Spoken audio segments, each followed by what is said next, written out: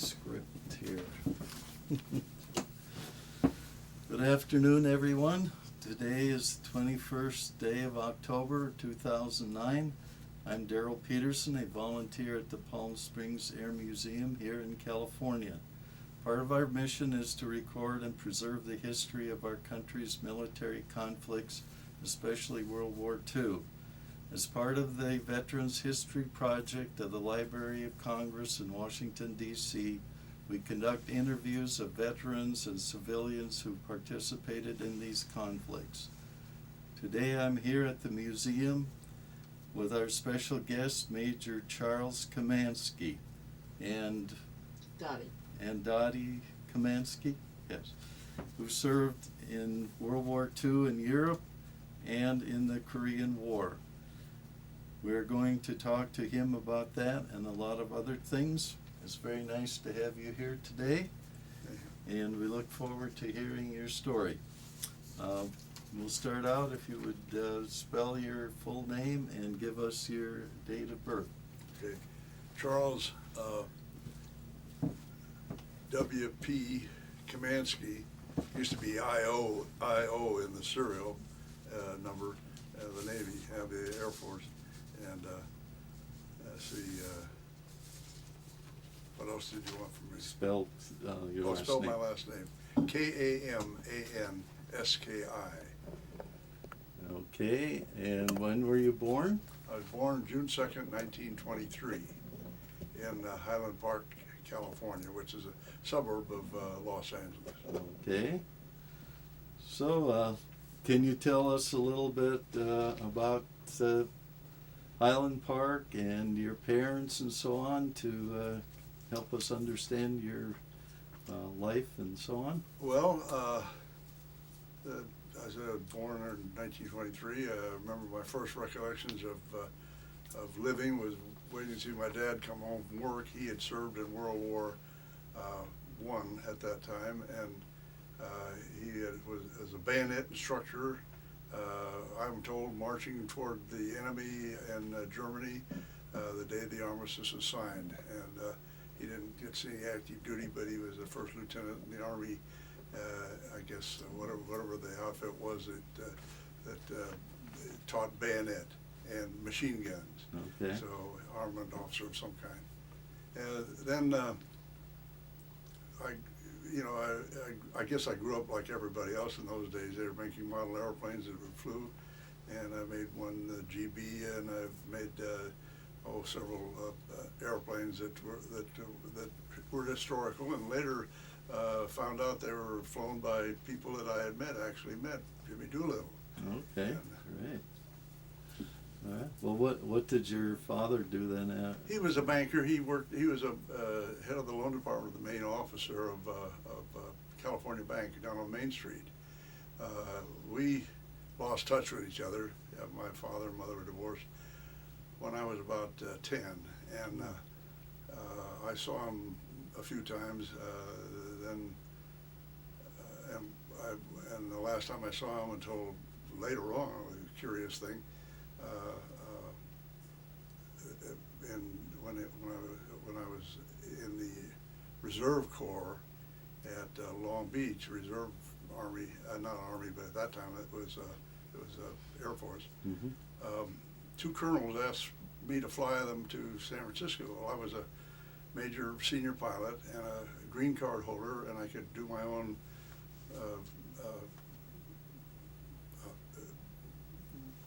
working with whatever had to be done. Mm-hmm. Anyway, these two colonels got on there, and so they said on the way to Hamilton Field, they wanted to go to Hamilton Field, San Francisco, and they said,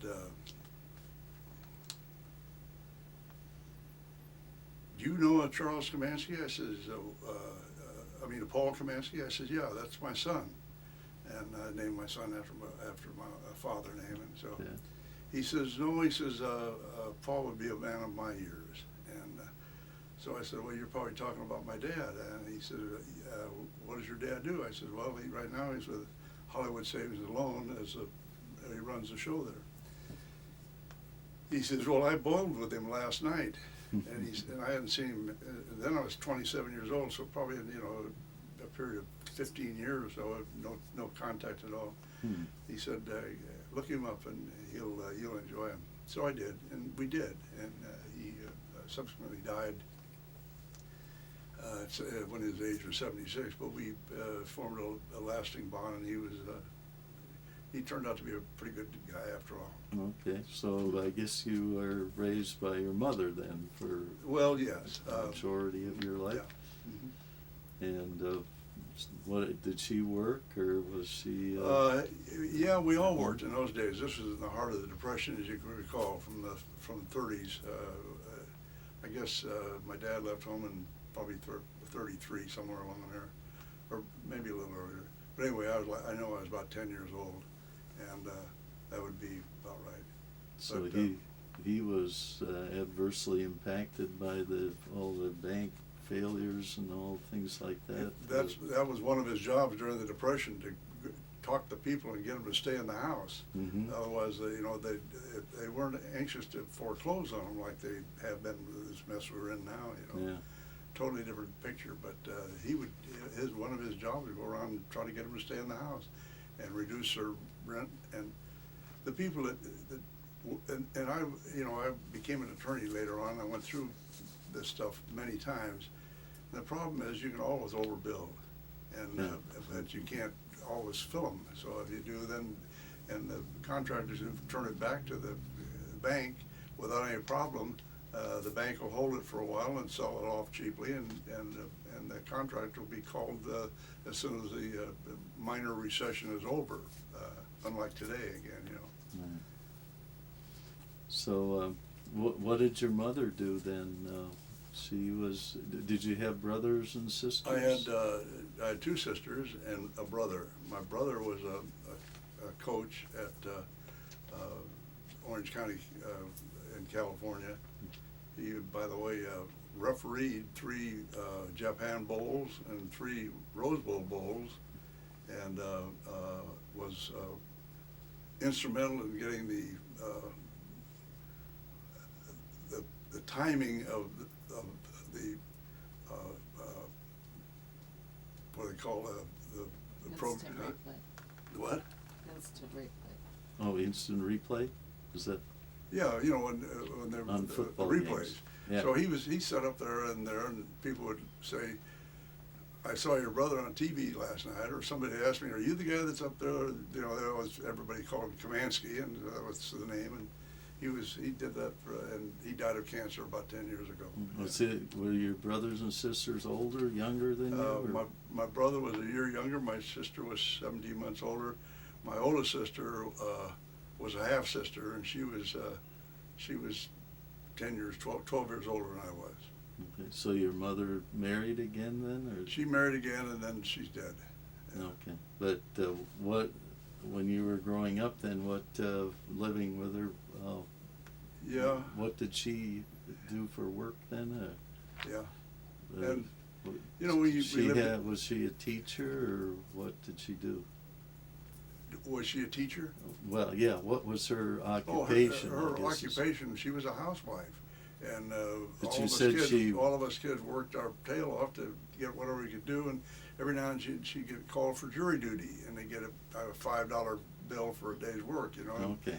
That was the way we survived. Okay, so she wasn't working outside No, the home. no, You guys were no. filling in and supporting the family, I guess, so That's to right. speak. That's correct. Okay, so we'd like to get a little background on where your family came from and so on. How about your father's parents? Where did they come from? Well, let me give you my cousin Grace Older was also a cousin of Chuck Older, who was a cousin of me. So anyway, that was that side of the family. The other side, my father's side of the family, his father was an attorney in Nebraska. He died of Wright's disease, which meant he drank a little, I guess. And his father was killed in the Civil War. He had been a Polish colonel, and he got run out of Poland for some reason because he was on the wrong side of a revolution, Mhm. And so we went over to France, married a French girl, and they lived over there for about 10 years. And they came to this country. They got to America in the 30s, and he was killed in the Civil War. He got a battalion or whatever it was of some community, you know, and marched on the South. Okay, And, so your somebody got family's him. been here Yeah. for Yeah. quite a few generations now. Yeah. Okay, well, that's interesting. On the other Um, side of the family was they were all God-worshiping Christians, and you know, my Cold Grove family and the older family were part of that group, you know. Mhm. Uh, So, did you have a strong religious upbringing in your home then? well, I or- went to Sunday school until I was old enough to tell my mom I didn't want to do it anymore. And which church were you going to then? Then it was Christian Science Church Hmm. over in, I guess it was Glassell Park. They had one someplace, I forgot now where it was. Okay. So, I guess you went to grade school and. Went to grade school at Glassell Park Grammar School, graduated from there in 1936. Went to 7 different high schools. Oh, you're on the move, huh? And, yeah, well, you know, in those days, you went where the rent was cheap, and, you know, and then, you know, one day the war came along, and everybody went down to join up on Monday morning. See, were you still in high school then? Or? No, I just graduated that summer. Okay, all right. And so that was one of the finest things that ever happened to me. I went down with everybody else to the Navy, and then I couldn't get in the Navy because I was married to a young lady that was underage, and her guardian wouldn't consent. So that killed that. And in the meantime, a very good friend of mine that I knew in high school was a guy by the name of Price Henry, and he was kind of an idol of mine, I guess, and he was a couple years older than I was. And but anyway, he had gone to Canada to become a Spitfire pilot, and he was all qualified after all the training that he went through and everything like that. And President Roosevelt called, I guess it was Chamberlain, and told him, don't send any of my boys over to fight the Germans. I need him to start my own Air Force down here and get going. So he came back, and he was mad. I mean, really mad, because after becoming a Spitfire pilot, and a very good one at that, and ready to go, he has to turn around and come back. And now they don't take any of the fact that he had been a Spitfire pilot, trained and everything like that. They want him to go through the whole deal again. And so Start all the training over. the training program was very long and arduous, Yeah. and anyway, he finally ended up flying P-38s and 51s. He flew 3 tours of combat. For the U.S. Air Force. For the then. U.S. Air So he US went Army Air through Force the, at that the time, yeah, whole and then, yeah. training again. And he and I were close until his death a few years ago, and he was one of those guys that was a hot pilot. Matter of fact, somewhere in the Life magazine in those years was an article about the 20 best fighter pilots in the world, and he's one of them. And he went down to Muroc and was a test pilot, and got burned pretty badly in a blow up of an airplane. And, What was his name again? Price Henry. He ended up as a lieutenant colonel when he stayed in the Air Force and for his lifelong occupation. He loved to fly. He just Okay. scared the life out of me in a T-33 one time, doing what I thought was going to be a split S from 500 feet, and I knew he couldn't make it. But when he got down around close to it, he spun around again. So by the time I was really worried about that. Yeah. Well, let's see. You mentioned a couple things here. Would like to hear a little more about it. You said on December 7th you were married already, so it sounds like you got married right out of high school? Yeah. Yeah? Yeah. So, Well, you know, the war started, and it was one of those things I got talked into because there was a war starting that day. so you got married in December? Yeah. Okay. Matter of fact, December, I think it was 9th. December 7th was Sunday, and I think it was December 7th. Or not, And what, do you remember what you were doing on December 7th? I was sleeping, and my brother woke me up, and he says, "Hey, there's a war going on." Well, you know, we turned a little radio on. You know, I don't have Yeah. TV in those days, Right. and turned the radio on, and listened, and they were bemoaning the fact that Pearl Harbor was under attack, and that what a terrible, dastardly thing this was, and you know, everybody I knew, everybody didn't wait. Monday morning, down we went. You know, Okay. and so that's how it So all started. Yeah. So how did your new wife like Well, that idea? her sister was her guardian, so she said, "Get out of here," and that was about the end of that. So that was Yeah. what do you mean by get out of here? Well, it just, you know, you're not going to marry you can't go to the Navy, you can't go in the service, because I won't, even though she was a child bride, she was 16, and I was 18, and so even though she could not okay my enlistment, Yeah. if I got drafted, it's another matter. Okay. But I didn't want to get drafted, I wanted to get in. Right. Well, anyway, Price and I decided that the Air Force was Air Corps was the place to go. So, but to get in that, you had to go to Fort Hill down in L.A. and take some testing, and there were 300 of us in that group that went down there. And it took about 3 months. You get down there a couple nights a week, and they would teach everything in the world about airplanes and meteorology, but mostly what they were trying to get out of it was what's your intelligence and what's your ability to move around and, you know, and see things and do things like that. And they took all these different tests, and it lasted about 3 months, and they were 300 guys down there, and one guy whispered to me out of the group, he says, "You got the highest overall score," which didn't mean anything because I was only a high school graduate, and I didn't think I was a particularly bright student, but anyway, I was healthy, I was young, I was active, and so on. And he says, "You can get in." So that said, at that point, once we went through that, then they said, "You're now an aviation cadet, Okay. but you don't know whether you're going to be a pilot or vomiter or navigator. That has just yet to be told." But what happened to the wife situation then? Oh, she Did died. it- She's dead now. No, I mean at that time. Oh, that time? The Navy would So she let went you. to live with her grandmother up in. Did you stay married, or did No. you had it annulled or something? Yeah, well, I guess we got it annulled. I don't know what we did. We didn't stay married. I guess Okay. finally her sister consented to a divorce. Okay. That wasn't what the way it worked. All right. That was kind of a loose Yeah. end for me. All right. Okay, so now we got you qualified here. And, Well, to be an aviation cadet, okay, now what does that mean? In those days, they were still building the barracks, you know, is that early in the war.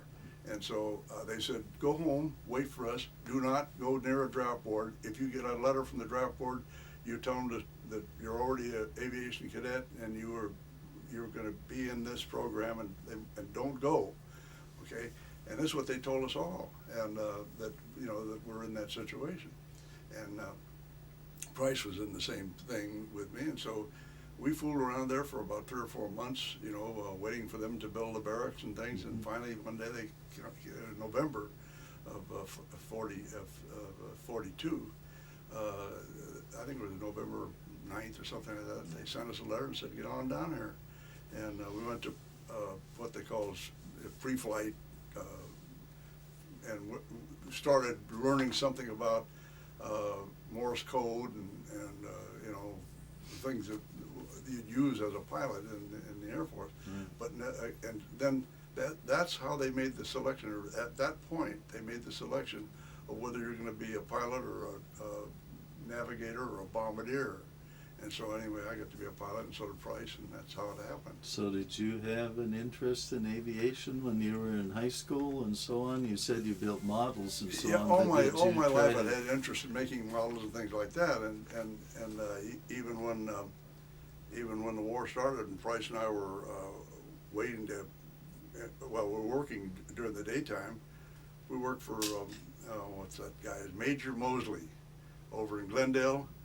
They were rebuilding all the PT-17s. Oh, okay. There The was, little Stearmans, Yeah. PC-17. Right, yeah. And they were rebuilding them in the hangars there, and we were driving pickup trucks around the Southern California to pick up parts and things that, that they needed in making these airplanes. Okay. And So so, you were- we still are working with the airlines. you were in the airplane business, but you didn't take flying lessons or anything. Not before. until they sent us, after we got, then they gave us our wings, not wings, I mean you're now an officer, and so, no, I'm sorry, that comes later. Yeah. A little bit. You don't get your wings until you solo, and so all that stuff happened in December. And January and February and up through March was primary training after we got out of, and we did that at, Santa Ana? no, in Arizona over in, Scottsdale, what's now Scottsdale Municipal Airport, Thunderbird. but then was, what's the name? Thunderbird. Say again? Thunderbird. Thunderbird, yeah, Oh, Thunderbird wow. 2. Oh. Thunderbird 1 was over on the other side of the city of Phoenix. And this is Okay. way out in the desert. It was the road out there was 13 miles of dirt road. Yeah. But it was interesting what they did. They just leveled off a field, which is now Scottsdale Municipal, and it was just dirt, mile square, and they had the big Those. Pima Indians, and they all weighed 300 pounds apiece. And when the steerman would come in, one of them grab each wing. They had the little handle there, and they swing that thing around because the wind was blowing usually so hard that half the time you land on one wheel. Yeah. It's always blowing there too. Huh? Okay. So that you completed your basic then in the Scottsdale area, and That was a primary training, and then Primary, basic. yeah. We went to Marana, Arizona for the BT-13. It was a bigger airplane, more power. We passed that and went on to Douglas, Arizona. And we had AT-17s, those bamboo bombers, they call them. Yeah. And we flew those around there, and there came the time to say, okay, fine, now here are your wings, that, and what do you want to be? Well, I had already decided I wanted to fly the Mark Marauder, so I asked to fly the Mark Marauder, and they granted me and a kid by the name of Charles Key, two of us out of, I don't know, maybe 150 guys, got to fly the Mark Marauder. And you had to do that by impressing your instructor pretty good, because in those days Marauder had a bad name and they were going to kill everybody. But the thing that really sold me on the Marauder was I wanted to fly airplanes, and I thought I'd be a pilot afterwards. There was a guy that flew 30 days in the air for K Industries, K Mark or something like that. I've forgotten his name, but I met him someplace. He had 30 days. May I have a little water? I'm talking too much.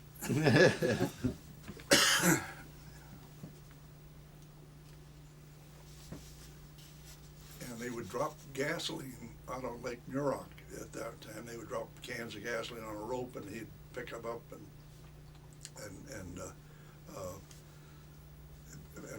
load the airplane with with the fuel, see, and so he'd come down to grab those things, or else they'd drop one and pick it.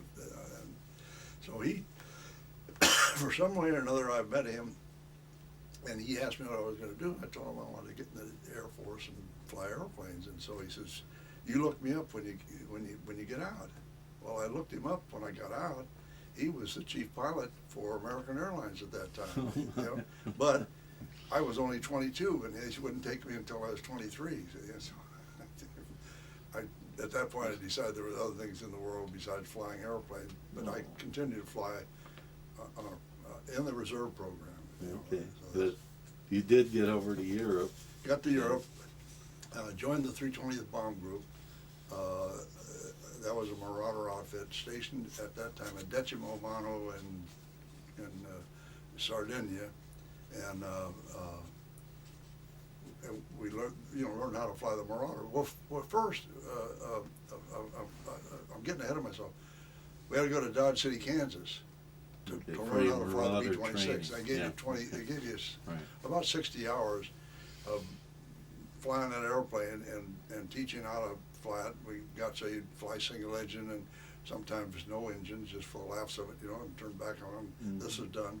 But anyway, that's what we did at Dodge City. We learned how, it was transition training. Then they sent us to Barksdale to pick up a crew, and now you get a crew of guys. You know, I got Pete Greco and Tom Friel and Shorty, whatever they name it now. All these guys are dead, and my bombardier Jim Beebe, I think he's still alive, and he was in those days. The bombardier was also the navigator on the B-26, and so you had trained to be not only bombardiers, but they were also navigators. So that made up the crew. Barksdale was busy, had a lot of crew training going on there. So they sent me down and down to Lake Charles, Louisiana, to complete the combat training. There we, instead of learning how to fly the airplane, we learned how to, dump the bombs and do that stuff. And so that was. Now after that, then that was a curious story. It's interesting. I'll waste some of your time on it. You can cut all this loose. But I started. We went to Georgia to pick up our airplanes. Well, the airplane that they assigned to me was a G model.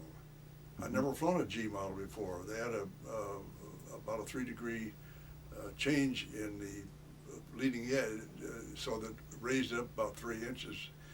And the idea was that you could fly longer, but you flew slower. Well, I figured what the gas was, and I got thinking about this. That's not really great. I went down to Natal, Brazil, scared about gas all the time, and I talked to an old master sergeant there who had been around the Army Air Force all his life. And I said, I got a funny airplane. I said, I've never flown a G before, but it doesn't fly as fast as a C. And he said, let's get in and go fly the airplane. So he walks back and forth the airplane, and when he gets up in the nose, the airplane's up going 180 miles an hour, see? And when he goes back to the tail, it's going 140.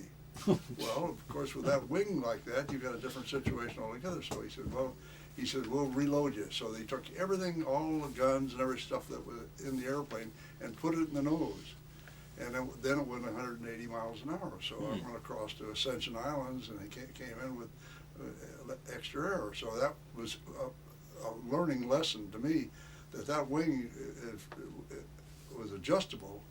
And I'll tell you why later on, why it became important, because Lockheed wanted to dump tanks after the war at 80 miles an hour. And by changing a wing angle, we put on a program for them, Jack Riley and myself, Jack Riley Aviation. And I flew the airplane, and they cut little half rotors in each wing and put little Rotax engines in them with a propeller turning flat, which would lift the airplane, and then by pushing it back down, you could you could get the speed up again, but it would lift the airplane, and I actually flew a Cessna 210 at 23 miles an hour, measured over a course. For Lockheed, they took pictures of it, later on. But anyway, that was the theory. That wing change made the airplane fly completely different, the Martin Marauder, from the C, B, and A. And the G model, I don't think they ever, the G model, there was a ABC, and I don't know what they did with the D and the E and the F have to look it up. and the G. But anyway, I never did see any of them. I don't think they ever got into flying. But a lot of them did fly over, and that's one of the first one that ever got into that outfit. Was this trip to Brazil part of your training, or was it part of No, going? it was part of the trip to combat. Europe, But okay. on there, of course, all the stuff on the airplane they put in the back end, and Yeah. The CG was way out of whack. Yeah, way out. Yeah. Okay, so you're in Sicily? Eventually you got to Sicily, or Sardinia. And Sardinia. Yeah. Yeah. And First thing they do, they put you in with a seasoned pilot and let you fly co-pilot for a while. okay. And I think and you learn everything you need to know to be a combat pilot, but you have to learn all the other things that they want you to know. And so, okay, you got a guy. Well, one of the guys that I had teaching me was a guy by Marion C. Birmingham, and he was an old sergeant pilot, but he was a hell of a good pilot. And he taught me things that I never knew an airplane could do. I mean, he was a really good man. Yeah. So anyway, I think on my 9th mission I flew a first pilot, and from there on I kept elevating up, and pretty soon fly a 3-ship flight, and then next thing a squadron, and finally group, and sometimes the whole wing. Wow. So And, how long did yeah, this take? You were there months? In the organization, I got they'd make you a first lieutenant then as soon as you fly a mission, and so that was helpful. And later on, because I was flying group lead and wing lead on all these airplanes, I made captain in that, and so that was part of the fun of being in the Air Force and being there. So how many missions did you do with the B-26? I think it was 53. The total number of missions I flew, I remember easy. That's 105. But I think 53 of them were on the Martin Marauder, and the others were on the Douglas B-26 as they Invader. And so, yeah. But those were the numbers. So did you transition later? The Douglas B-26 was a newer airplane. That's after the war, yeah. That was what I wanted to fly when the war ended. That's why. Well, let me do it sequentially. What happened was that one day there was a guy from I forget his name now, but anyway, he was from a company that made the shore-end non-visual bombing, and they came to our outfit and they asked us, I guess what do you want to do? And so we wanted to try that non-visual bombing a little bit. So anyway, they picked out 8 crews out of the 3 wings. There were at that time, 17th I don't think had gone yet. They picked out 8 crews to go down to southern France and learn how to fly this shore-end. Well, I was one of the guys that did that, and so when I was down there, we developed a method of dropping through the altitude in a slight 5 degrees maybe, or nose down position. So that, and you get a glide out of it, the formation can really tighten up. Everybody's, because you're gliding, and the ack is up here, clear up here, because the Germans can't tell what you're doing, see. But your actual time of fall becomes slightly less, and as you make an adjustment, the bombardier does. The Northern bombardier makes an adjustment on that, so that the actual time of fall corresponds with where you want to hit. See, and so I think we had about 8 or 9 missions where we had almost 100% of the bombs on every target, every airplane pilot happy because he's flying in close formation, in a slight glide, and in a position to get the hell out of there as soon as the bombs are away. You know. Yeah. So this was really something pretty good. Now, General Doolittle was up at the 9th Air Force at that time, so one day in he walks down in Istres, and they introduced me to him, and they said, would you take General Doolittle up and show him how the shore end works? Would I do that, you know? Well, he was a big hero at Anyway, that time already. when he got done, he was impressed. He said, because we dropped all our bombs in the target, the little blue bombs there, you know.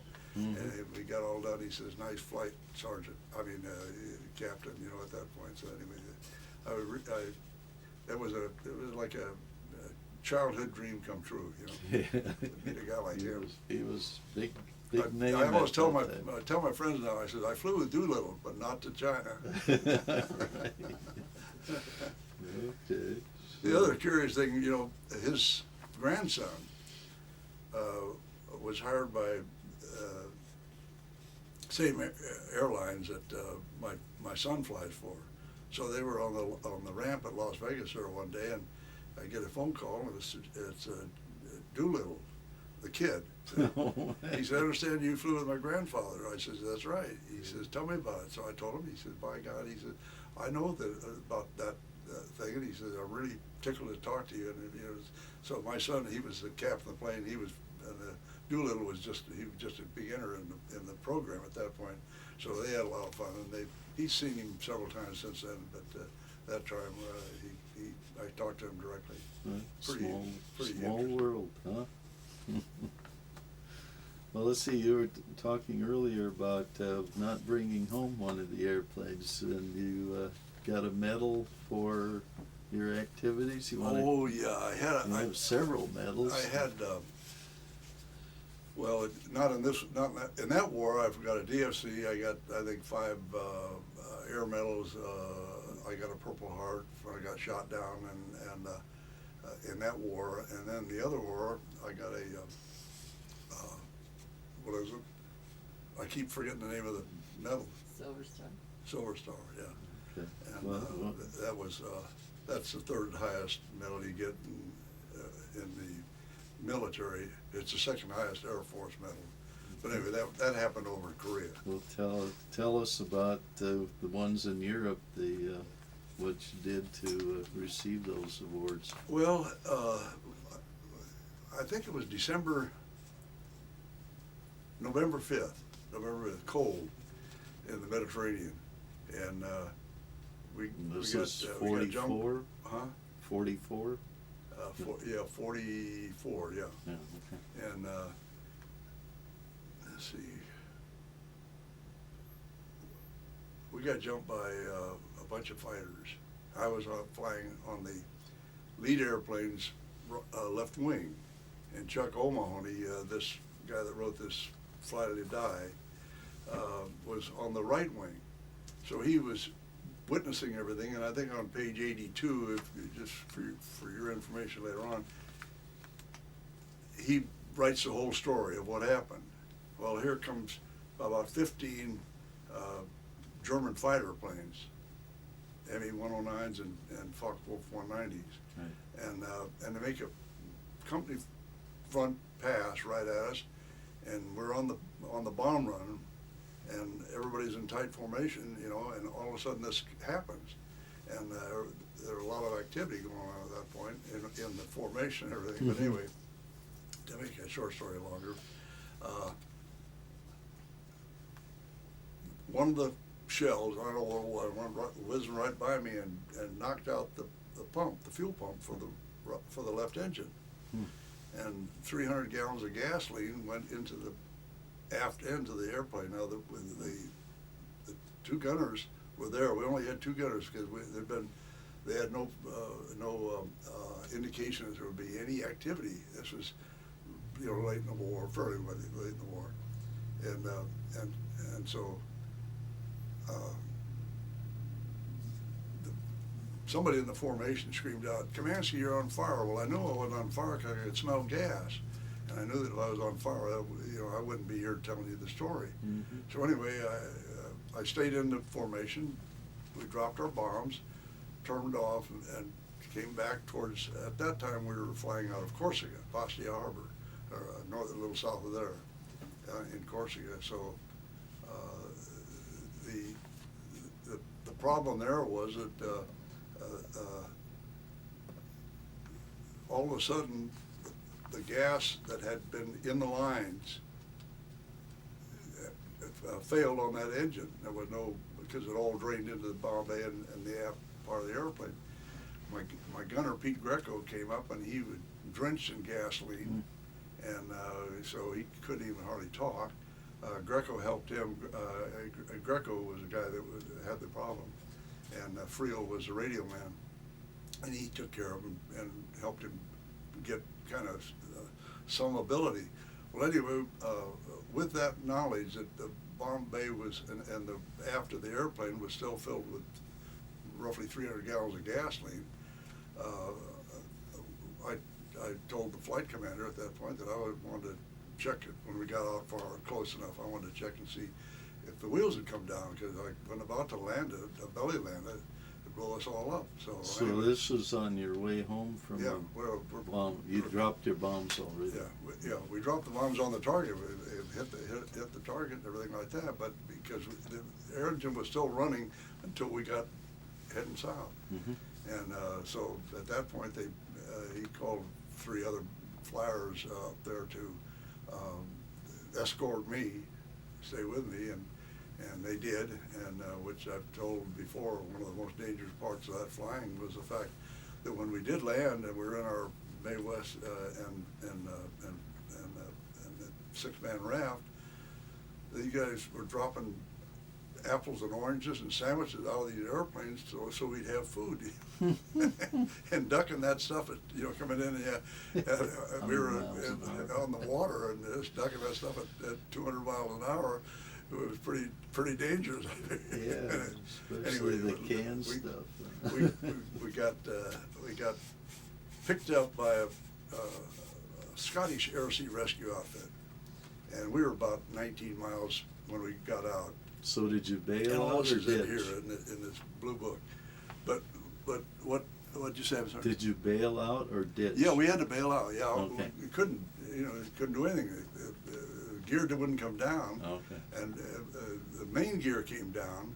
I'm not sure it locked or not. The nose gear was just flapping in the wind. And there wasn't any time. And by this time, the other engine was acting up. It heated up very quickly because we're flying low and slow, and trying to get home, and so these other guys were throwing stuff out of the airplane at us, and by the time we got ready to get out of there, we were pretty worried about it making it out. Mm-hmm. Anyway, this Scottish Air Sea Rescue outfit we came out with a little walrus.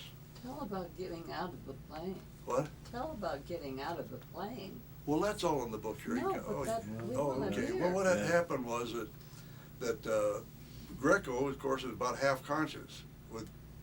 He swallowed a lot of gasoline. So I asked him, and I put his finger on the D-ring. I said, Greco, you understand you're going to have to bail out? And you have it May West, and you're on your own.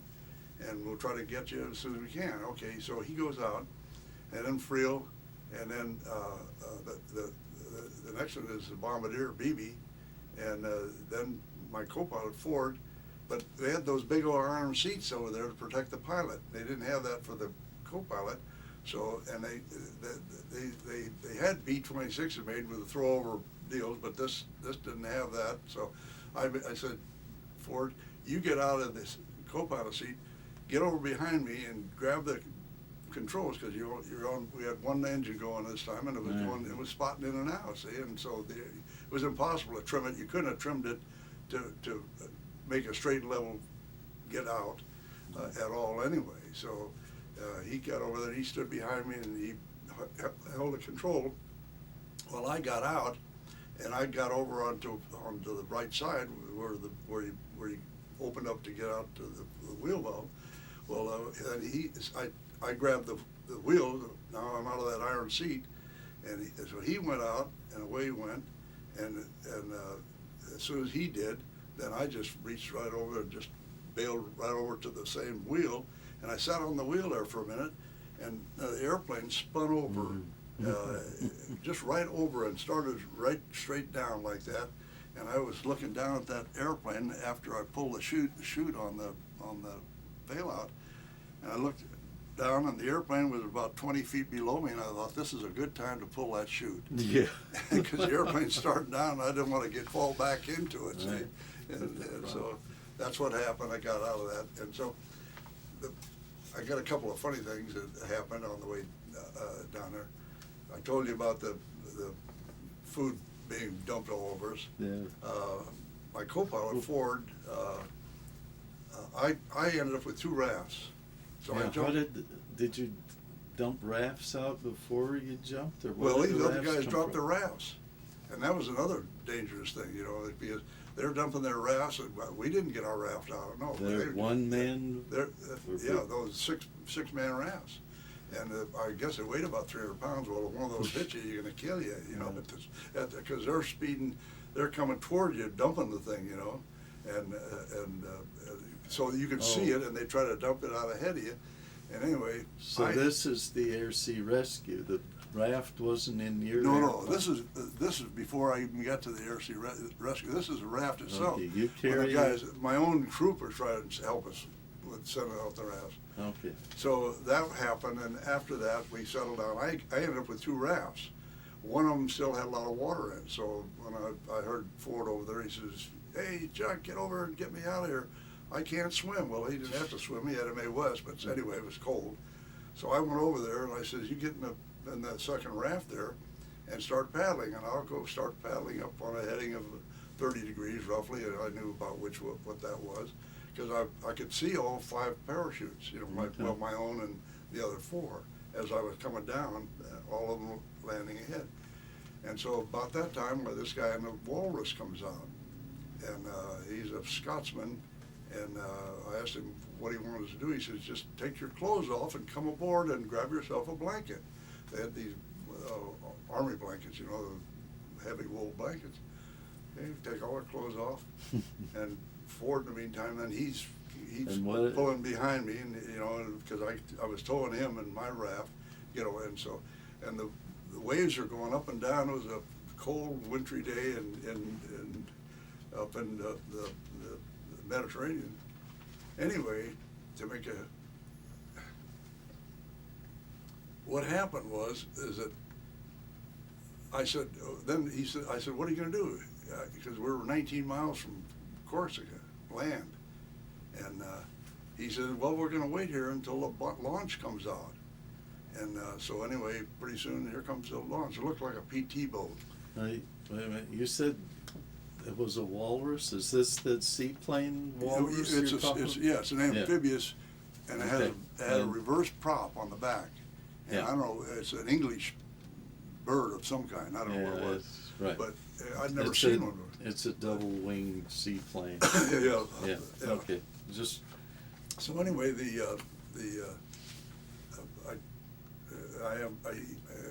here comes the boat, and I said, "What should we do?" He says, "Just reach up there and grab that grab iron, and on the side there," and he says, "and pull yourself up." I say, "Okay, well, I'm naked. You got to drop the blanket." And so I reach up there, and I get that. Well, the boat comes down one time and then goes up like that, and I'm riding this thing, and I get to the top of this thing, and then it just suddenly drops. Well, I dropped too on the deck, see, at the same time. And the old skipper of the boat, he says, "My God, lad, you come aboard like you have a rocket up your arse." It was kind of a levity a little bit, a rocket up your arse. Anyway, so I says, the other 3 guys are all on a line. We're coming on a line of 30 degrees, so 220 degrees back. We'll pick them all up, and they're all within a mile, because it didn't take them long to get out of that boat. I mean, out of the airplane, Right. So anyway, he sat there, and I finally looked at him. I says, "What the hell are you doing? These guys are in the water. It's colder than hell." He says, "We're waiting for an airplane to come out here." I said, "What's that you know, it was really a beautiful way to set it up, but I didn't realize what they were doing. I says, these guys are freezing up there. If you just go up there, you know, we'll go up there in the damn boat. He says, no. He says, we wait for the airplane. Well, pretty soon on comes a C-47, you know, and it starts circling, and he says, I got the first one. Okay? That was Ford, the Bombardier. And so, you know, the boat moved up there. It only went, you know, maybe 250 yards or something, and picked up BB. Now we got, and so I said, and then he waits again until, now the C-47 goes forward, out north again, on the same heading I gave him, and about, you know, just a few seconds, he says, I got another one, and they pull up alongside Tom Frio, and same thing with BB. So they wouldn't start until the airplane had him spotted, because each time you set that little airplane down and the boat, they all had a position that they were watching, and they knew the compass heading, and they knew it was up there, but they waited for that airplane to spot him, and he spotted all three of them. Next thing you know, they pulled him in. Greco was still about half unconscious. Yes, sir.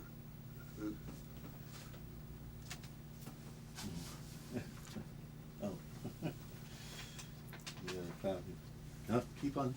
So anyway, that was the end of that experience, and it was. I remember it was awful cold, and we then we're on the launch. They took us to shore and took all our clothes, let us have a blanket, and took all our clothes, and they cleaned them up. The next night they gave us a dinner,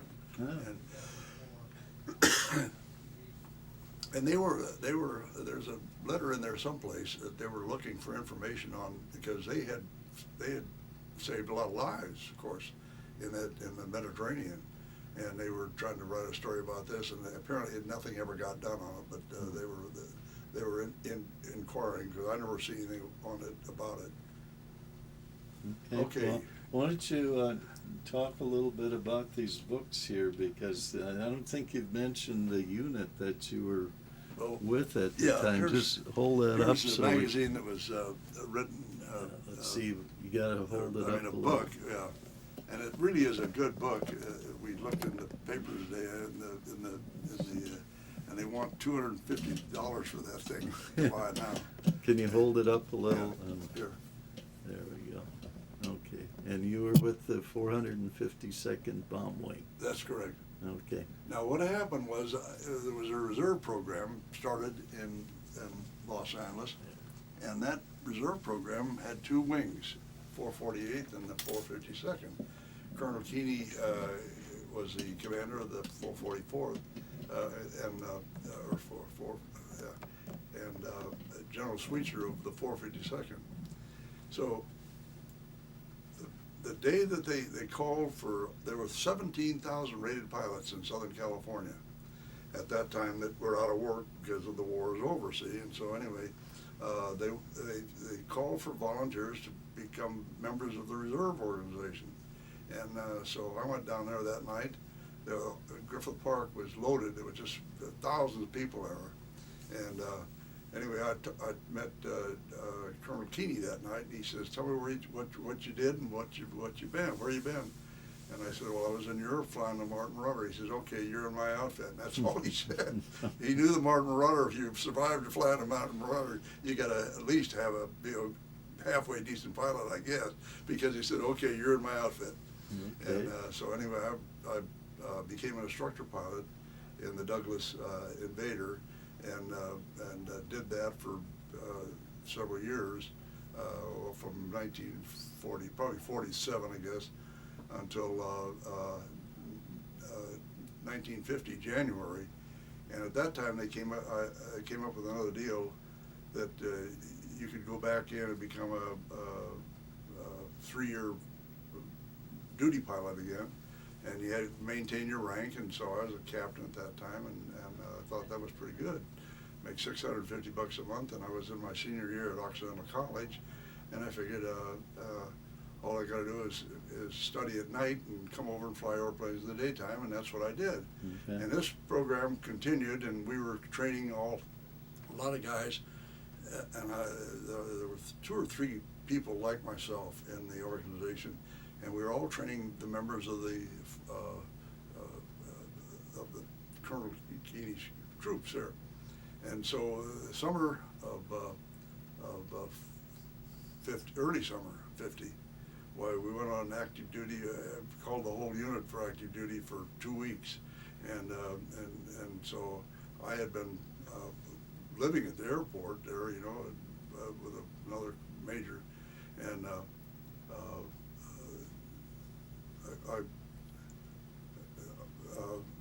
let's see, where was I? That was in like from January 50, and so then I was on active duty then, and then on the whatever it was in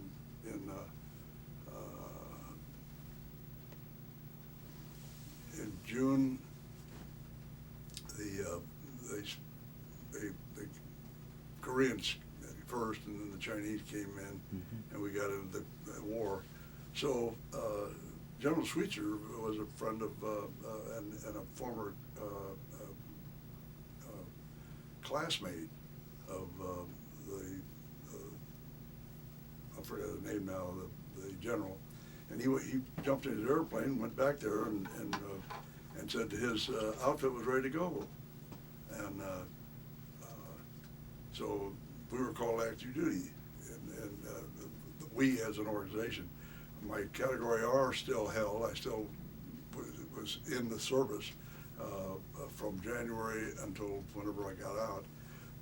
But the program changed immediately, because then we all started getting ready, combat ready, and we picked up all these brand new or just newly painted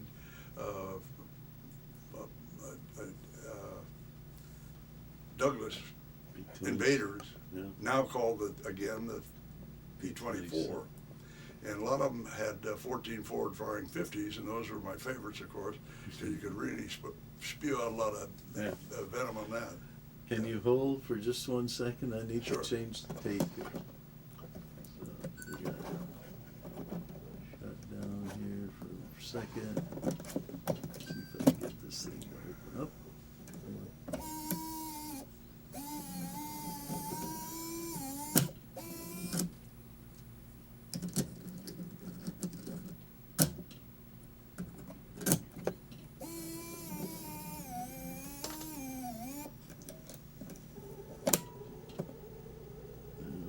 Okay. We're back on. Okay, anyway, Colonel Keeney's wing had all finished their bombs dropped, rockets fired, machine guns fired, instrument flying, everything like that. They'd all finished that for about 2 weeks before Korea happened. And the 452nd was due to go a couple of weeks later. And so instead of going on active duty, we all went out to George Field, and in the meantime, we took about half of the pilots, volunteered out of 448, to Colonel Keeney's outfit, to go with that group. And so I was on the committee that said, okay, I've flown with this guy, he's a solid man, let him come in from the 448 and into the 452nd. And that's, so I had been in the 448 myself, but I was on active duty, so I then became a member of the 452nd at the same time. So that went on, and we got everybody trained and ready to go, and then we went overseas, and we flew the airplanes over, and I flew it, Douglas. There was, I think, six airplanes in each flight, and they had a B-29 out in front of you, and you had a beacon, and all you had to do was go to sleep and wait the pain of flying on Honolulu for 11 hours without moving out of that damn airplane. But anyway, I never will forget, I got on that airplane in Honolulu there, and there was what was the guy's name? Oh, I can't remember. Anyway, he was the commander of the C-47s. He was a Eagle colonel. And anyway, I'm laying there on the grass, you know, because I'm really tired, you know, 11 hours. He says, "Come on, Kamanski, get up." He says, "God damn it," you know. He's like that. I said, "You're talking." I said, "I sat in that seat for 11 hours, never moved out of it." And I said, "You've been walking around the C-47." He was laughing, you know. We're having a lot of fun. We'd met him before, you know, so it wasn't a very shocking thing to be kidding him about it, you know. But anyway, that's what we did. And first we went to Itazuki after we got all the way around. Went over to Itazuki and flew some missions out of there. The first one I remember flying, I think, I forget now who led that, but it was one of the guys. And I think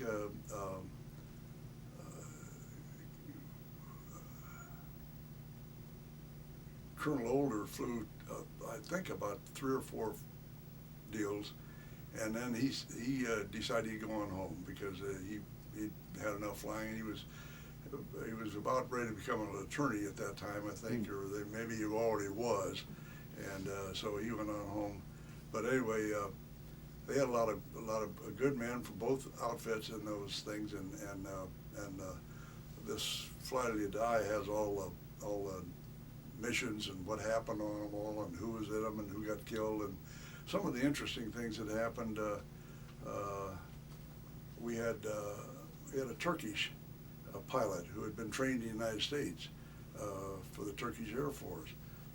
His name was Victor Erdoğan Mez, and he was pretty wild galoot, and everybody loved him. He was a good guy. At that time, I was a second officer, squadron commander, deputy squadron commander of one of the outfits. I forget which one now. And anyway, he walks in there and he salutes, and he's in a set of coveralls. I wonder what the hell he's saluting for. And so he said, "Reporting for duty." I said, "What kind of duty are you doing?" He said, "I'm a pilot." Well, he'd been with the Turkish brigade up there, and they had massacred the Turkish brigade. I don't think anybody got out of them. If any, may have been very few, but he had got out of there because they were everybody moving, and I guess they figured he could do more good as a pilot than he could as a aircraft observer, you know, and tell them where to bomb and things like that, because they were all running back there. The Chinese had him surrounded and everything, and he got out of there somehow. So there was a Turkish unit yeah, from the United Nations in Korea. Yeah, Okay. So we got together and bought him a uniform, blue uniform, because he didn't have any clothes when he came over there, and he looked like a dapper gentleman. Well, I asked at that time I was I guess I was the squadron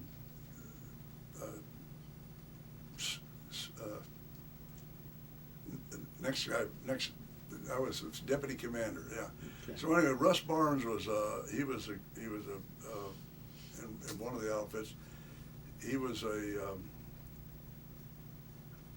operations officer or a deputy operations officer, and so about that time, while there was some movement around, and Erdoğan Mez got in my 729th outfit, but I wasn't there very long. I became a group operations officer. So I never got to know him real well, but I talked to him a few times, and Russ Barnes was a good friend of mine, and I asked him to check him out, make damn sure he knew how to fly the airplane, and he did. And so at that point, he became a pilot. Well, we had a guy by the name of Joe Farber that was a captain. He was a bombardier, navigator, and he would play a harmonica on the way home, and Stars and Stripes Forever, things like that, and anyway, they both went down in flames.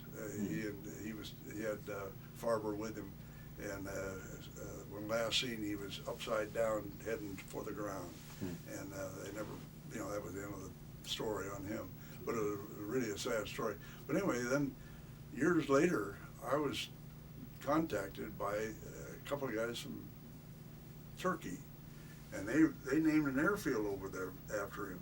Oh. And So they asked me a lot of questions, and they were going to come over and see me, and then something happened. Nothing, you know, they never came over. But they were writing a book about him and so on. And of course, Dan,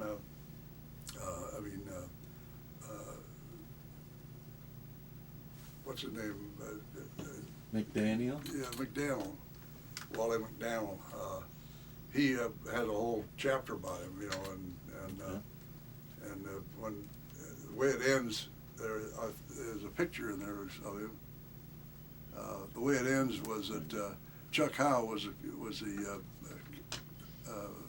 wing commander at that, not a wing commander.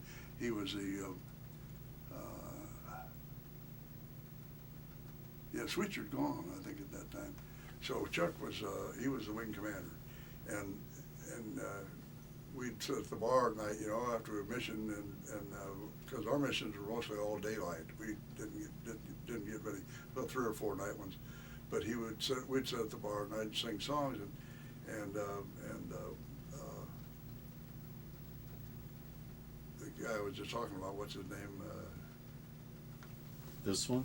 Yeah. McDaniel? No, the guy that played the harmonica. That was a quote that Chuck made.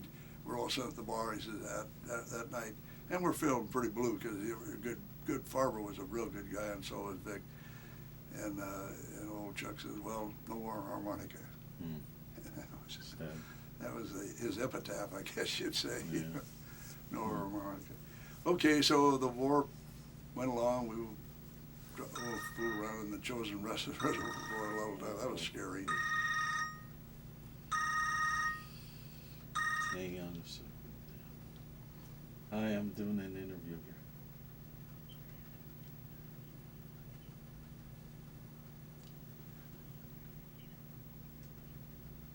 Okay. Bye. Sorry. We made one mission into the Chosen Reservoir, and that was pretty scary because it was a cloud level about halfway up the mountain, and the troops, the Chinese, were up there shooting down at our Marines who were all in camp right near the water, and we had to come in, and you couldn't go up into those clouds because, you know, there was nothing, you didn't know what was up there, but we did know that there was a kind of a triangle there formed by the mountains, and so you could fly around. You get up there and drop your stuff and fly on the Chinese. So what was the, was it anti-aircraft fire or MiGs that were the hazard to the runs that you were making then? You know, we, despite everything that happened over there, we actually didn't see much combat against us. There were a few MiGs that went down early in the war. The main thing that happened is that as far as they were chasing the ground people out of there, and there was one interesting thing they had. I remember one day I had a flight attendant I was leading to destroy flat cars with tanks on them, and they were across the river there, and they were up on a plane that was maybe 10 feet higher than the rest of the ground, the railroad tracks, and so we, you know, and they're all stretched out here like this. And I get everybody company abreast, and we went across and strafed these tanks, destroying our own tanks, because our guys were going south. They weren't going to use them, and we didn't want the gooks to get them, you know, so that's what we did. I was in the hospital after I lost this eye. I was in the hospital there talking to one of the captains of a tank, and he says, we were sent up there at the same time to bring them back.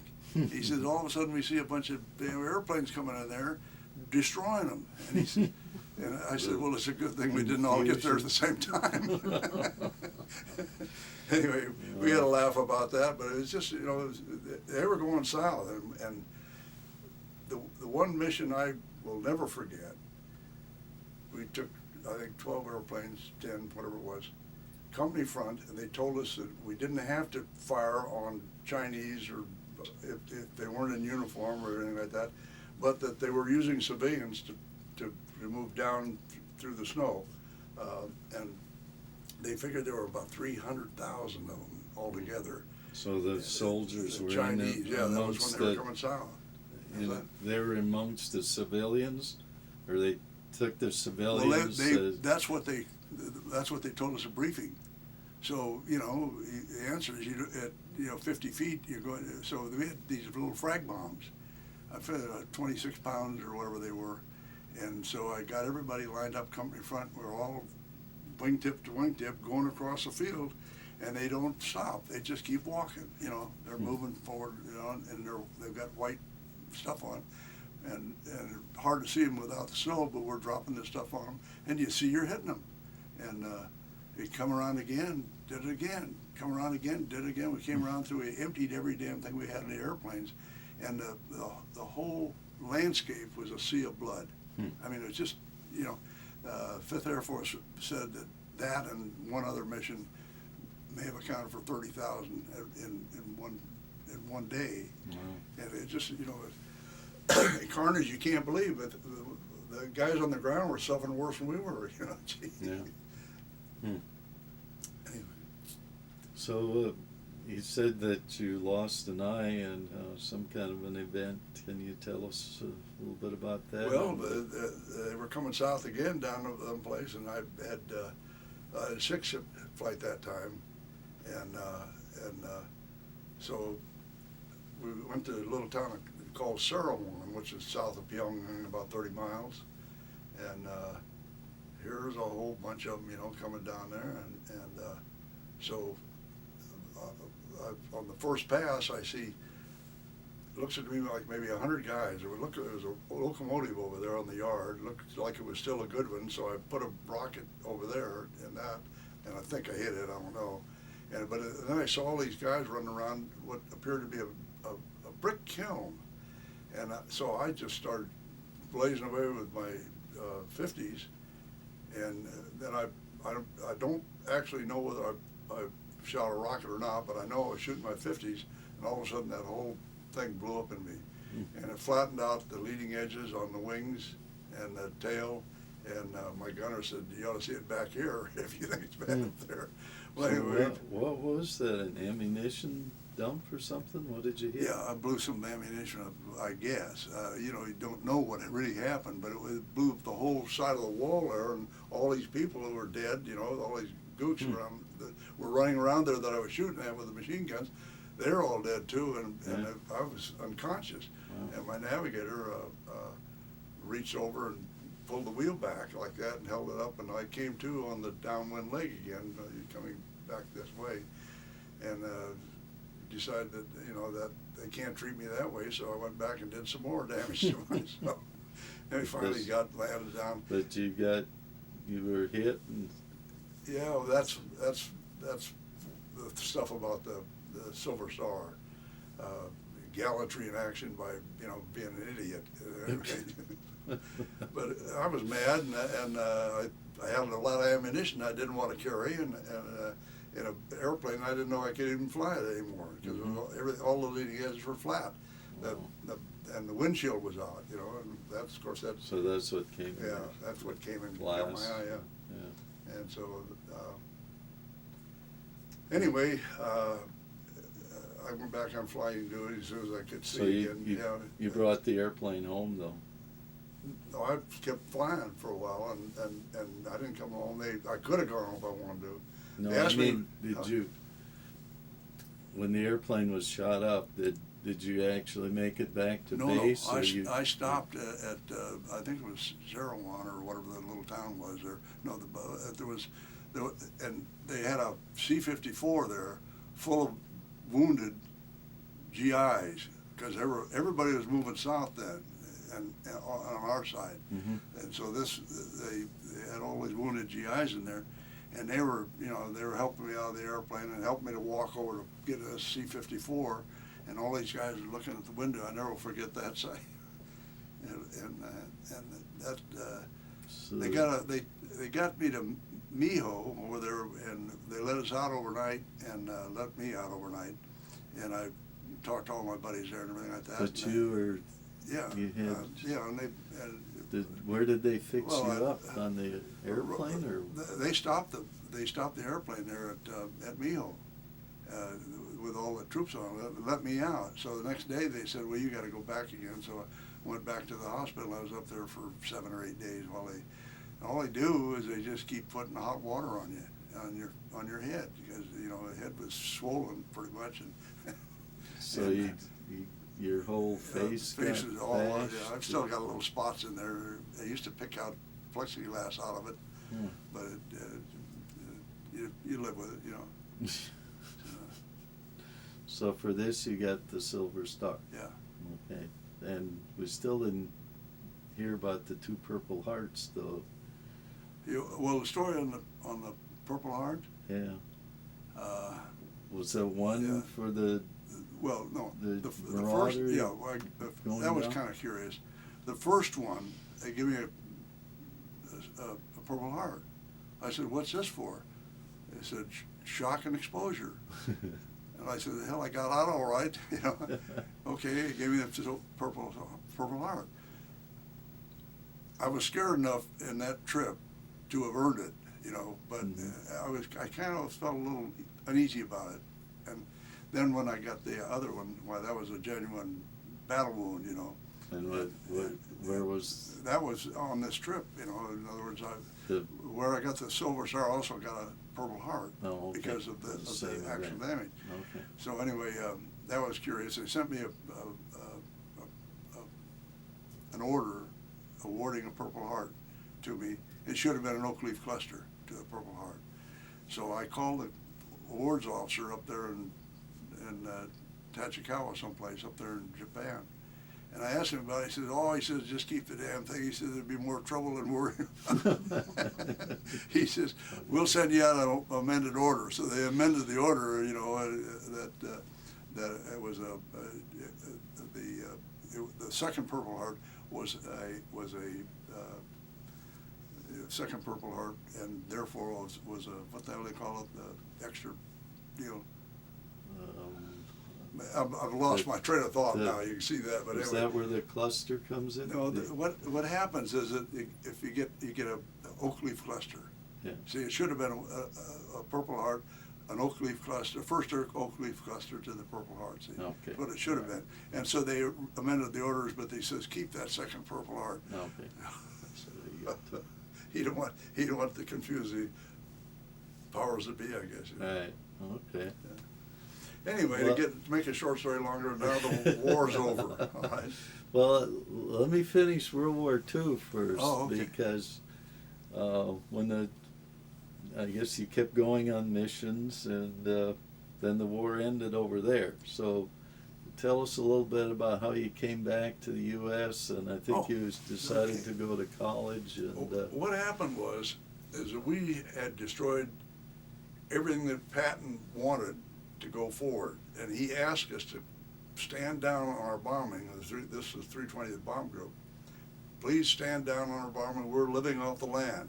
Do not, the Russians were coming the other way at that time. Right. So I asked the guys there, I said, why don't we go down to Marseille and lay on the beach, Well, we went down there for, I don't know, a few days, and came back, and by that time they discovered a new set of targets.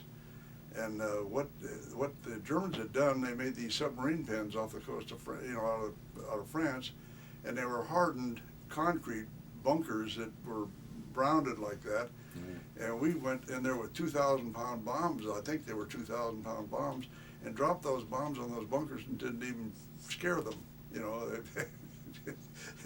So at that point we realized the war is literally over for us. And so next thing you know, we start getting our stuff together, and in the meantime, things are beginning to break pretty good. And I forget the date, but they said, "You want to go home?" I said, "Or do you want to go and destroy the Marauders?" Now, what they did with the Marauders was they destroyed them. They took out some of the stuff over there in Germany, in France, and then just burn them up. Yeah. And that's why we don't have any more B-26 Marauders. There may be one in existence, I guess. I think. Yeah, I think there's one at Dayton or something like that. I've heard. Anyway, I know that one day at Ontario Airport they flew one of them over that they just repaired, and I think it was the last one in the world, except for the ones the French had and maybe a few of the English had, but we didn't have any more. But the other thing was that I'm thinking, well, I think I had 53 missions in Marauders and 55 missions in the Douglas later on, but I'm thinking, I'm out of context now, because what happened was I wanted to get some more missions in, and so they said, well, you can go home or you can go destroy the Marauders. I said, I don't want to destroy the Marauders. I want to go home and get over into the Pacific. So that was my goal, and of course what happened was that the war ended, and I'm out of work. And so anyway, the GI Bill came along, and I went to college. And so you decided to become a lawyer? How's that? You decided to become a lawyer? Well, I had thought about that. My dad had been a lawyer, and so I thought about that. Yeah, and so that's what I did. And but anyway, 4 years of college, and the last year of college, all the time I'm in the reserve program as an instructor pilot, and in Colonel Keeney's outfit, and then after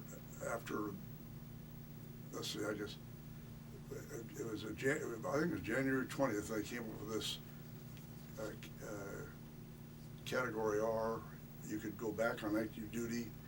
And I thought that would be a peachy keen, because I got a brand new car. I'm making $6,500 a year or something like that, or $6,500 a month, whatever it was. Anyway, it was more money than I'd seen in 4 years, right.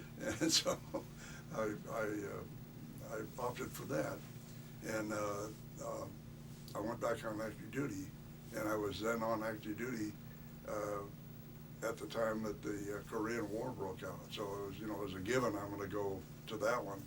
So we're back flying again. That's how come I got the 2 tours. So you, yeah. somewheres you got out, How's that? after Korea, you came back to civilian life, or did you stay in the military? No, because I figured, well, let me tell you what happened. I was torn between going into the regular Air Force, become a career officer, or to go to law school. I went to Hamilton Field, and I talked to about 4 or 5, maybe 6 full colonels about going into the regular Air Force, but all they wanted to talk about was General Sweetser getting canned. And so anyway, I came away from there with the feeling that, I don't know what to do. I didn't think that was really any of their business, the reason why General Sweetser got canned. He didn't fly missions, but he was a hell of a good man. And he, as a matter of fact, he even wrote my papers, recommended me for law school. And he also recommended me to be a pilot in the Air Force. Anyway, about 10 days later, they gave me a notice. You're now in the Air Force again, regular Air Force. If you agree to accept this, please sign and send it back. If you don't, please sign and tell us why you don't want to do it, or tell us you don't want to do it. So I thought about it for 2 or 3 or 4 or 5 days or whatever it was, and I decided, well, I'm going to law school. And I wrote him a nice letter, and that was the end of that. And I had a lot of friends that stayed in. Most of them made full colonel. So I had no reason to believe that I couldn't have done that. But anyway, that's what happened. So did you actually become a lawyer then, and as a profession? Yeah. So I had a law practice out of Beverly Hills and Century City, and but mainly most of the clients were farmers, because my specialty, the firm I first worked for was the professor of taxation at law school, and he asked me to come to work for him, and then I learned all the nuances of how you save farmers money by buying feed on one day and selling it the next. You know? And all the tricks. And so most of my clients were farmers, and every time somebody called, one of my good friends was a guy by the name of Mike Klein. He was a former fighter pilot, and in the Navy, and but he was a good friend of mine. And he also was a lawyer. He didn't get into the Korean War, but so he was practicing law down in Imperial Valley, and so he didn't know anything about taxation, and so he'd call me up all the time, and pretty soon I got in the position where I was flying out to these farmers to talk to them and doing this, and it became almost nationwide. I had clients in every state in the Union, just about, I guess. But what were you flying then? Oh, I had a private airplane. I started out with a Navion, and then I ended up with a Cessna, 10 something, a twin engine, 7-passenger, you know. And I take these guys around and do things that you know, I don't even know what I was doing right now when I think about it. You know, but we had a lot of fun and Earning a living. Had a lot of interesting clients. Things like that. So it was a good life. Okay. And I'm inactive now. I gave it up 10 years ago. I married this lovely lady here. No. Did you have another family, or do you have daughters and sons, or no? I have 4 sons. Okay. And she is, you know, stepmother, I guess. And then she has 2 daughters, and they're beautiful, and they're married to guys. And then she's got 4 grandchildren, and I've got, I don't know, probably 10 or 15 or 20 grandchildren, and a whole bunch of great-grandchildren. Yeah, you lose track after a while. I've lost track. Some of them I've never even seen. So you married again somewheres after the war? Yeah, that's the first wife's son, David, and then the second wife had the 3 boys, and they're all close brothers. I mean, they love each other, and you know. Okay, that's and good. I got 4 sons, and I had a brother that was a good brother, but he's dead. I had 2 sisters, and they're dead. So my turn's next. Yeah. So does your family live close to you? Are they still in California, or? They're all scattered. One lives in San Diego. One lives in Belvedere, California. He's the airline pilot. One lives in Piqua, Ohio, and one lives in Bountiful, Utah. The first son. Yeah. Okay, so you got a lot of places to go visit. Oh yeah. Matter of fact, if we wanted to, we could spend our life in the motorhome, seeing all these kids all the time. But yeah, we came down a motorhome, and we have had a motorhome, and that's. So where is home base now then? Our home base is Henderson, Nevada. Okay. Yeah, and we like it up there. It's I'll tell you what, it's far enough away from everybody so that you enjoy seeing them when you get to see them. Yeah. And, okay. All right. So you've been retired for about 10 years then? Well, yeah, off and on. We had a ranch over in Arizona, and we got into we lost a crop one year, and I think it was '66, that put a crimp in our program. We had peaches, apricots, nectarines, and plums, and they were early maturing, and they were the first on the market, and we were making to get millions of dollars worth of wealth. And one morning in April 21st, and it had never happened in the history of meteorology in Arizona, they had a wind out of the west that froze every piece of fruit on every tree. Oh my God. $5 million crop down the drain. Yes. Now, you can imagine what happened after that. A lot It's of hard to trouble, a lot of recover. problems, but we worked it out. Yeah. And we finally got the property back, and, because the insurance company immediately wanted to take the whole thing, and we fought them for quite a while and won that battle. And next thing you know, we were selling off the ranch, and we sold off, I don't know, about $50 million worth of real property. Mm. And now a lot of us kicking back at this point, but nevertheless it was successful, in that sense. We had a lot of partners in there that came in, people primarily looking for tax shelters. Yeah. And that's how it all came about, but it's worked out. But that was a shock to lose that whole crop. But, we were the first ones to ever ship fruit by air. In 1965, we hired a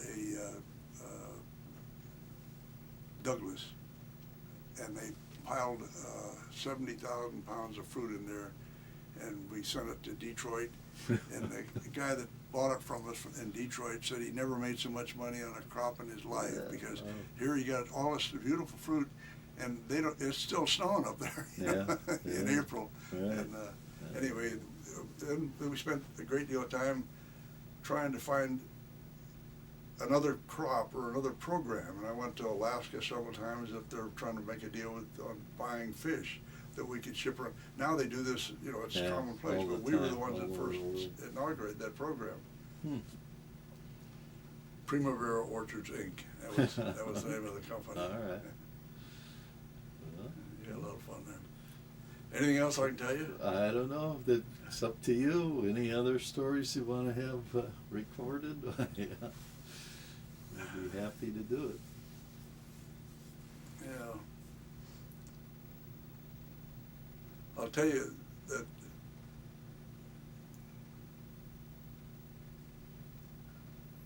it was, it's been a good ride. Mm-hmm. Sounds I've like enjoyed every minute of it. And there are a lot of funny stories along the way, and I can't think of them all, and it would be boring to hear them. So I probably just ought to shut up and get out of here. Okay, well, if you I remember wanna one add funny one, something? old Joe Feeney. You remember him, the singer? He used to sing with Lawrence Welk. He was a client of mine. Okay. And so he wanted me to go up to Montana with him and see this guy that was going to buy something. I don't know. He was involved in a program, and so the gentleman that owned the company. I was sitting there waiting for Joe Feeney to come out. He was talking to the wife, and he was singing her Mother McCree. and she was thrilled with that. And her old dad, he said to the guy that was promoting the deal, I was there as an attorney, not as a promoter. He says, Joe Feeney's in there singing to my wife, Mother McCree.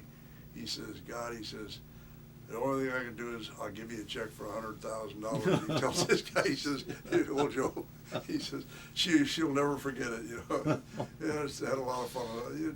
There are just so many comical things in the world, Yeah. and so many horrible things too at the same That's time. true. Yeah. Okay, well, if nothing else, we'll wrap it up, but I would like Okay. to personally thank you. You need to do a lot of editing on this. I'll tell you Well, that. no, I don't do that Yeah, part of it, okay. not yet, I'm not qualified I yet. see. But I would like to thank you personally for the service that you've Yeah. given the country, and I'm sure the country thanks you too. So I'm glad you came in today to do this, and your stories are certainly interesting and worthy of being included in our biography section. So thank you again. Well, I'll tell you one thing, it's been a lot of fun, and this is a beautiful layout, you guys did it. You're doing a wonderful job. I can't believe the resources that you have opened up out there. It's just beautiful work, really is. Everyone Yeah, needs to see well, it. we try to tell the story, and a lot of people don't know. Yeah. It's just World War II is kind of ancient history to a lot of people, and even Korea, Vietnam is. It's amazing what we hear from people. A lot of the guys visit. that were in that 456, quite a few of them stayed in and fought more in Vietnam. They Yeah. had 3 wars, some of them, you know. Yeah. Amazing. Okay. Well, Well, thank you again. okay. Thank you. Shut her down. Well, that was very That interesting. was good. Let's see, did The form we that we get- filled out before was the wrong one. Oh, So he had me fill, this is the new one, and Charlie needs to sign this one, Oh, and he destroyed okay. the other one, so. all right. I have Let's to see, sign that did one you now? get your, I don't know, is Bob still here? Did you get the copies right over back? there. He was gonna make copies. He was gonna make some copies of some of those. I Yeah, don't know when what he did. he. Here, honey, Oh, I you gotta- need to. I gotta shut this thing off here. See, this, Let's see. he got this information from,